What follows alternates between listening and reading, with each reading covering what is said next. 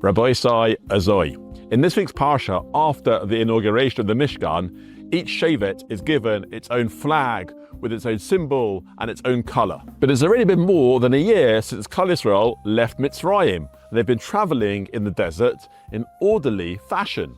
So why only now, after more than a year, are they given these flags, these degalim, for the first time? Why the wait? Why the delay? My hi. That's not my question. That's the question of the great Rabbi Yaakov Kamenetsky, who had such a dominant impact on Yiddishkeit in the 20th century. He was born in a small town called Dilanov in 1890, and his brilliance was apparent from a very young age. When he was only 8 years old, elderly men of the town used to step back to make sure that the Dilanov Ilui would get to his learning seder on time. His family moved to Minsk when he was only 11 in order to give him a better Torah chinuch. But when he passed the entrance exam to the yeshiva, the Rosh Yeshiva was still unsure as to whether to accept such a young boy.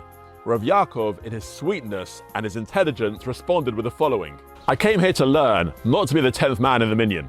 There in Minsk, Rav Yaakov befriended and learned with two other young men who would also go on to make an enormous impact, Rav Aaron Kotler and Rav Reuven Grozovsky. Age 15, Rav Yaakov and Rav Aaron followed their older friend to Slobodka Yeshiva, where Rav Yaakov soon became incredibly close with a man who would always be his Rebbe, the Alter of Slobodka. Rav Yaakov emerged as a prototype Slobodka Talmid, a mixture of Midas and Torah, true Gadlus HaAdam. For the next 21 years, he learned mainly in the Slobodka Yeshiva and related institutions.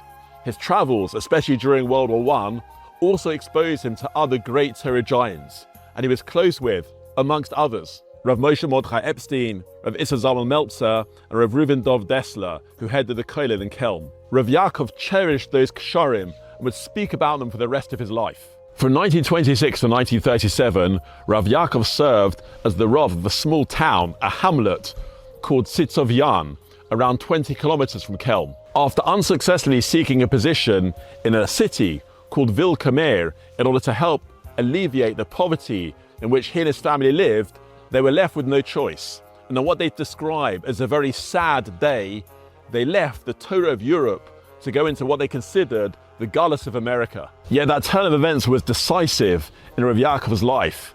Only 4 years later, the entire city of Vilkamer was wiped out in the Shoah. He had arrived safely in America, where he went on to become one of the great Gedolim. Initially, he found a job in Seattle before becoming the Rav of the Torah's MS community in Toronto. In 1946, at the behest of Rav Shragel Fiver Mendelovich, he took on a position as a Maggid Shir in Torah Vodaas in New York. He served there as a Rosh Yeshiva from 1946 to 1968, before moving to what was then rural Monsey. But that was very far from being a retirement. On the contrary, he remained extremely active in leadership and Psak Halacha, traveling all around to mechazek various communities.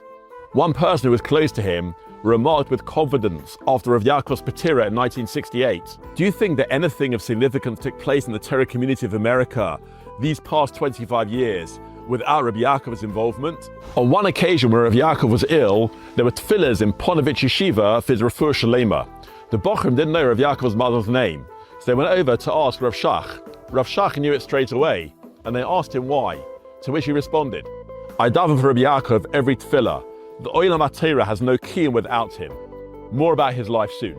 Back now to his question. Why only in the second year after Klal Yisrael left Mitzrayim were they given the flags, the degalim? Why not earlier? Rav Yaakov explains that these flags stressed individuality.